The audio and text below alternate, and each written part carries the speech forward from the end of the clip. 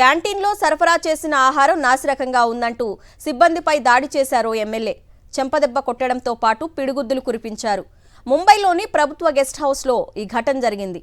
ఈ అతిథి గృహంలో బస చేస్తున్న శివసేన షిండే వర్గం ఎమ్మెల్యే సంజయ్ గైక్వాడ్ క్యాంటీన్ సిబ్బందిపై దాడికి దిగిన వీడియో వైరల్గా మారింది.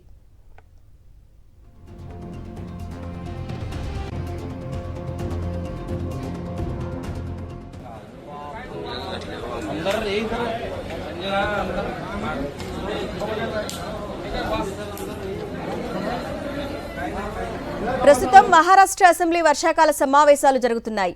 ముంబైలోని ప్రభుత్వ ఆకాశవాణి అతిథి గృహంలో ఎమ్మెల్యే సంజయ్ గైక్వాడ్ ఉంటున్నారు.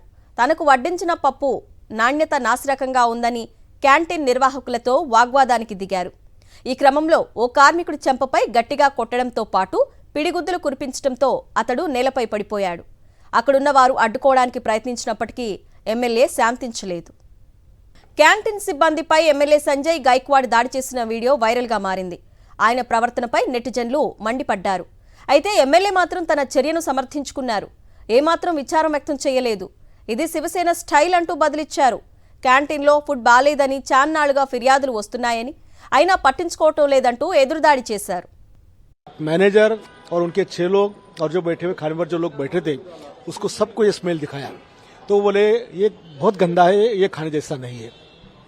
फिर मैंने उनको बताया कि मैंने आपको 10 बार ऐसे समझाया कि आप खाना अच्छे से दिया करो, आप हमारी जिंदगी से खेल रहे हैं, हमारी जान से खेल रहे हैं।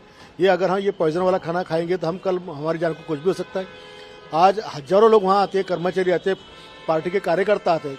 आप इसी तरह का खाना अगर उनको पेश करते हैं या देते हैं तो उनकी तो जान खतरे में। इसलिए जो रिएक्शन मेरी बात में रात में आई, तो बहुत समझाने के बाद में, हर भाषा में समझाने के बाद अगर ये लोग सुधरते नहीं है तो मुझे मेरी स्टाइल से मुझे मुझसे बात करना पड़ेगा।